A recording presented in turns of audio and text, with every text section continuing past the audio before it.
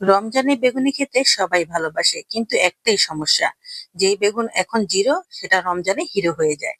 আর এই হিরো হওয়ার জন্যই আমরা বেগুনি খেতে পারি না। আজকে আমি এমন একটা পদ্ধতি দেখাবো যে হিরো হওয়ার আগেই বেগুন আপনার ঘরে স্টক হয়ে যাবে আর সারা রমজান মাস মজা মজা করে বেগুনি খেতে পারবেন। আসসালামু আলাইকুম, কেমন আছেন সবাই? আশা করি ভালো আছেন। আলহামদুলিল্লাহ, আমিও ভালো আছি। এই তো একটা বেগুন আমি সুন্দর করে এভাবে স্লাইস করে কেটে নিয়েছি। পাতলা পাতলা করে কেটেছি, একদম পাতলাও না, মানে মোটামুটি পাতলা আর কি। তো যাই হোক, এই তো কাটা শেষ হয়ে গেছে। আর এখন আমি সেটা কিভাবে সংরক্ষণ করব সেটা এখন দেখাবো। আমি এখানে একটা বল নিয়ে নিয়েছি, তার মধ্যে বেশ খানিকটা পানি নিয়ে নিলাম। আর এখানে দিয়ে দিলাম হলুদের গুঁড়া, আর দিয়ে দিলাম 1 চামচ পরিমাণ চিনি, আর তারপর দিয়ে দিলাম বেকিং সোডা। বেকিং সোডাটার পরিমাণে একদমই কম দিতে হবে। আর তারপর আমি সবগুলো উপকরণ একসাথে একটু মিক্স করে নিচ্ছি। আর তারপরে দিয়ে দিচ্ছি এর ভিতরে বেগুনগুলো।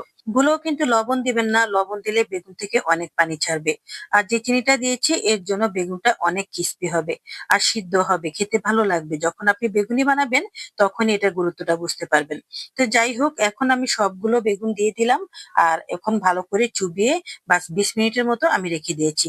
একদম ঘড়ি ধরা 20 মিনিট রেখেছি। এভাবে বেগুন ফ্রোজিং করলে এক ফোঁটাও কালো হবে না, দেখেছেন? একটুও কালো হয়নি। তারপর এখন তুলে নেব এখান থেকে, আর এখান থেকে তুলে তারপর আমি শুকাতে দেব। তার জন্য আমি একটা পেপার নিয়ে নিয়েছি, পেপারটা ভালো করে পরিষ্কার করে নিয়েছি। এখন আমি বেগুনগুলো পেপারের উপর বিছিয়ে দিচ্ছি। এতে করে পেপারে অনেকটা পানি টেনে যাবে। আর উপর থেকে আমি আবার এগুলোকে ভালো করে মুছে দেব।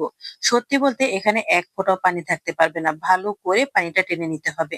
আমি এখন টিস্যু দিয়ে ভালো করে পানিগুলো উল্টিয়ে পাল্টিয়ে টেনে নিচ্ছি। রমজানে বেগুন নিয়ে আমাদের অনেক প্রবলেম হয়ে যায়, একদিকে বেগুনের দাম বেড়ে যায়, অন্যদিকে বেশি করে আনলে পচে যায়।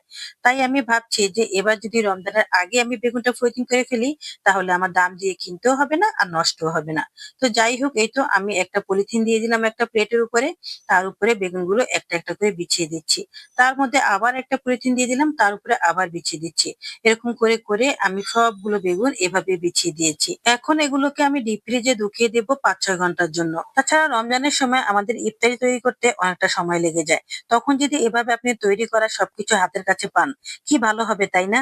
সত্যি বলতে এখন ফ্রোজিং করে রাখেন, তাহলে এটার গুরুত্ব তখনই বুঝতে পারবেন।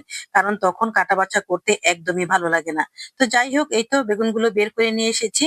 আর দেখেন কতটা শক্ত শক্ত হয়ে গেছে। এখন এগুলোকে আমি বক্সে ঢুকিয়ে রাখবো। আর ভুলে এগুলো জিপলক ব্যাগে রাখবেন না, তাহলে একটা কিছু চাপে এগুলো অনেকটা নষ্ট হয়ে যাবে, ভেঙে যাবে, এতে খেতেও ভালো লাগবে না। অনেকটাই কাজ সহজ হয়ে গেছে। এখন শুধু বেগুনগুলো বের করে 5 মিনিট বাইরে রাখবেন। তারপর সুন্দর করে বেসনে চুবিয়ে ভেজে নেবেন। আর কোনো প্রবলেম নেই, আর কোনো পরিশ্রমও নেই। তো এত একটা সোজা ইজি একটা জিনিস যদি আমরা না রাখি তাহলে কেমন হয় বলেন তো? এমনিতেই তো বেগুনের দাম অনেক বেড়ে যায়।